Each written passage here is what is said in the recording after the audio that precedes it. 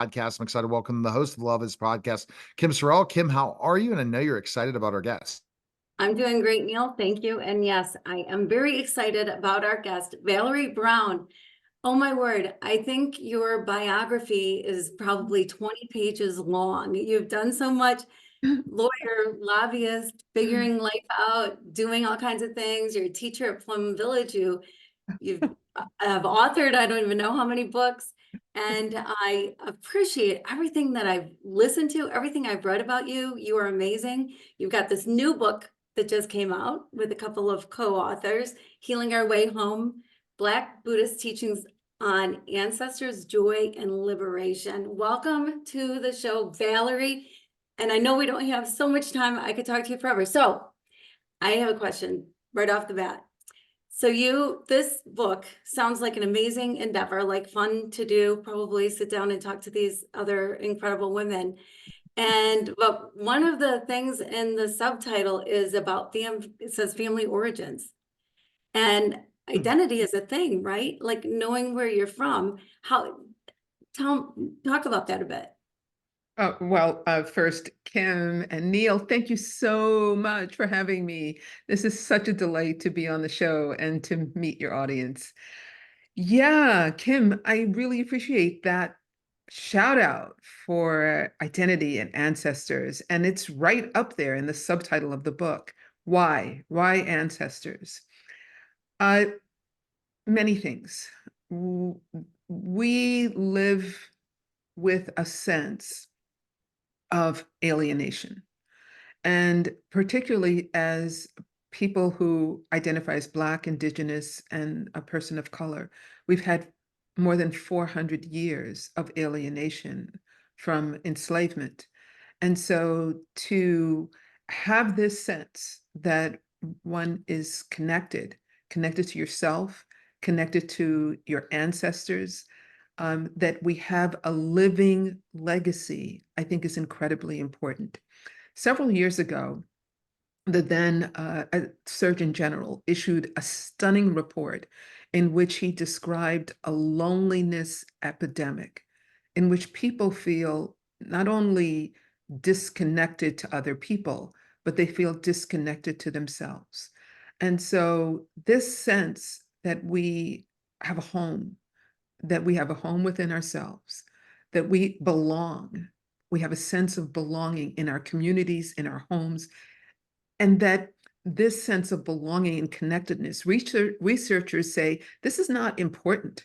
This is a biological imperative. We actually cannot survive as a species without the sense of interdependence, interconnectedness. And so that begins with this sense within myself of I'm coming back home to myself, to my body, to being here. Even as I'm talking with you, I can feel my feet on the ground. That's a sense of coming home. So there's a lot of education that needs to be done. And that's why you co-authored this book, then it sounds like. Yeah, and this isn't done by one person, and that's why the book is a conversation among these three people: myself as a former lawyer lobbyist, Dr. Maricela Gomez as a public health expert and physician, and Cara Jewel Lingo as a former nun and religious. Yeah, well, it's so interesting. Everything that you had to say is just so true. Loneliness is such a big deal, and a feeling of belonging. I've got a granddaughter who she leads a committee at her school about that is inclusive and belonging, right in the title of their committee, and it is at any age and everywhere. And so often I think we label people. We shove people to the side, or we move them away, or we don't befriend them because of something or whatever, when we're all walking on that same earth that keeps us grounded, right? And there should be more. Go ahead. Right. And, we live in a very digital world where we are in either continuous or partial distraction. We're busy, we're rushed, we're hurried, we're multitasking. And so all of this just living a 21st century life, forget anything else, just that alone is going to affect our sense of being connected to ourselves. And so that's going to affect how we develop relationships, not just with ourselves, but with other people. So if we're not connected to ourselves, we can't develop relationships with other people. Kind of define what you mean by that. It's hard to give what you don't have, right? Mhm. Like it's really hard to be present if you're not present. It's really hard to listen to another person with a sense of understanding, as opposed to listening for rebuttal or listening for disagreement or listening to fix somebody who is broken. That's a very different experience. And so if we don't in ourselves cultivate these skills of how to listen, how to focus, how, and I don't mean sitting in a cave in the Himalayas. I mean to be able to just give our undivided attention without being distracted by a cell phone for 2 minutes. And we know the research proves like what that does when we bring the cell phone when we're distracted. So Maya Angelou had this wonderful quote. People forget what you said, they forget what you did, but they never forget how they felt around you. Mhm. So this is about cultivating a felt sense within ourselves of coming home, feeling grounded, feeling calm, feeling okay with ourselves in the midst of political polarization, in the midst of chaos, in the midst of climate change, in the midst of all of this, so that we can discern the right path for us and take action that really is beneficial, not just to us, but to all beings. Wow, I love everything you just said. And talking about listening is huge. To me, listening is love. And if you really love whoever you're with, including yourself, you're going to listen. But if you love the person that you're with, which we should just love everybody, then your ears should open up and your full attention should go there. And I think because we've had so many distractions and have so many distractions, it's easy to be in conversation and think about what you're going to cook for dinner, where you need to stop on the way home, who's going to soccer practice or whatever. And so it's practice, right? You need to practice to get there so that you can just hone in and show that love, that you love that person so much you realize is the most important moment of your life is right here, right now.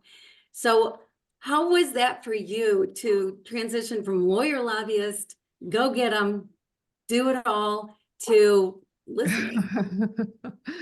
Well, yeah, I tell the story at length in the book, and like most things, it was rough. There were a lot of tumbles. So I didn't go to law school to become a Dharma teacher.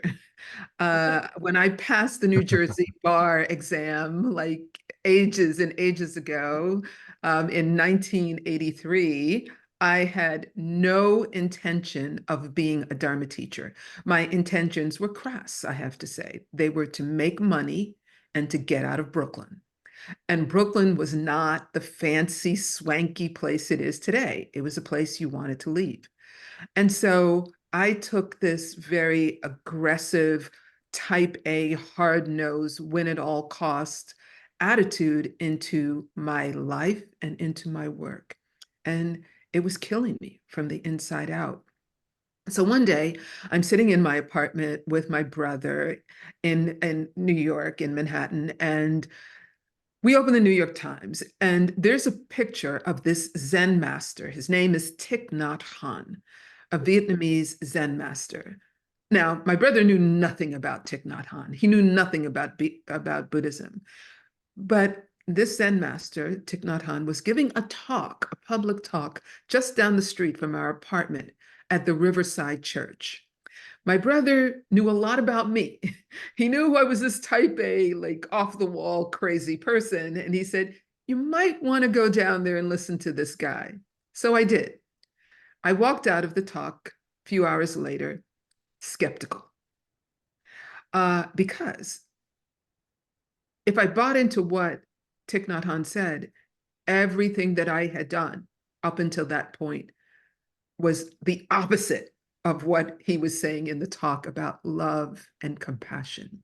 My life was the opposite of that.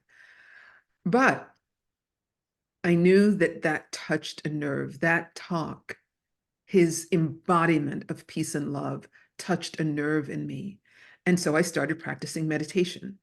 And I was a closet meditator, actually, because in the early 90s, it was not acceptable for a lawyer or a Black person to be practicing meditation. Oh my Forget it. goodness. So, yeah, so I would practice meditation at night and on the weekends. And then I'd be in my business suit and stand in the Hall of Congress and try to persuade and influence people about passing a bill or passing a policy. And so this went on and on for years. And then slowly, the practice of meditation began to change me from Yeah, the inside out. How I spoke to people, how I listened, how I breathed, how I stood. My whole being changed inside. And then exactly. people began to say to me, gee, you don't seem like a lawyer. And I would say, like, what the heck is the matter with that person? I still couldn't see it until I did. You know, And wow. the identity crisis happened. And I had to figure out I'm no longer a lawyer. I spent all this time being a lawyer. Who am I now? Mm. You know, Valerie, it's when you make this mindset change of who you are as a being, how you react, how you act, how you do different things. It changes who you really, your daily practices, what you do. Meditation, such a powerful thing. I do a lot of self-hypnosis where I listen to audiobooks of people involving law of attraction, stuff like that, all night, every night for 7, 8 hours. And it's eliminated a lot of my pain, flight and flight, different anger, all those things disappeared because I saw there's no need to do any of that. And then of jealousy, of different things that keep us from doing what we need to do. When your mind is clear and it's focused on serving and helping others and doing what's best, it really keeps you away from all the worry, fear, anxiety, and things that you deal with when you practice something that can, especially meditation, self-hypnosis, really just kind of it's transformative in so many ways. I really love that. And it's so true that we can't do this alone. And this is why it took three of us to write this book, is that we need to develop practices that become habitual, that we commit to, right? And so when you commit to these practices, like this is saying, I'm coming home to myself, right? I'm willing to invest in myself, and not in a narcissistic, hedonistic way, right?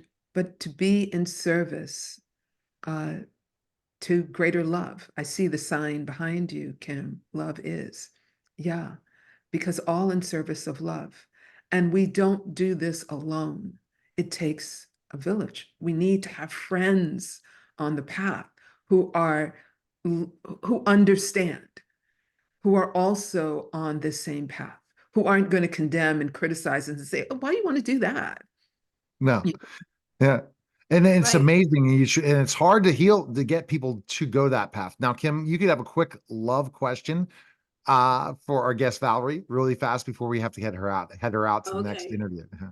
Yeah, yeah. Actually, Love is a book that I wrote after dedicating a full year to figuring out the true meaning of love. And the things that I found out blew my mind, rocked my world. And everything that you're talking about is so love-centered. And I know you do the El Camino. I want to do that so bad. Maybe I'll do it with you someday. But where do you see love playing a role in everything, in your awakening, your understanding of yourself in a different way? Where is love involved? Yeah. It's the ground.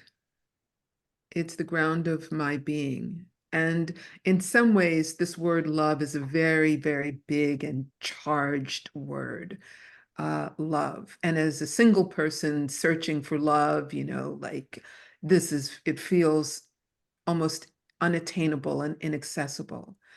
But one of the things that I've come to understand is that love really begins with accepting ourselves as we actually are. All the good, all the not so good. That's love. And then accepting others, the good, the not so good. I'm not saying trauma bonding. I'm not saying being in an abusive relationship, but being able to really make the distinction, between really accepting people as they are. And this is not easy. This takes practice. And I think one of the greatest foundations of mindfulness is the realization that I can be alive and in this moment, like right here, right now. And that's love. So many people have the experience of holding hands with a child or being with a grandparent, but they're not really there. It's like, oh yeah, you know, it's just another thing, until a tragedy happens or we know, something crisis happens, then it gets our attention. But if we could bring that quality of, I'm really there, I'm really there for you, I'm really there for myself, and to share that with other people, that's really love. And I That's think so, that is a great gift. so powerful. Best place we can purchase your book and learn more about you. Where can we go? Yes, so it's Healing Our Way Home, Ancestors, Black Buddhist Teachings on Ancestors, Joy and Liberation. It's available at bookstores everywhere, including Amazon and on Parallax Press. That's Parallax Press. And if people want to get in touch with me, you can reach me at my website, which is valeriebrown.us. That's valeriebrown.us. Thanks, Valerie. Appreciate it. Okay, that was a special simulcast of the Neil Haley Show and the Love Is podcast, guys. Take care.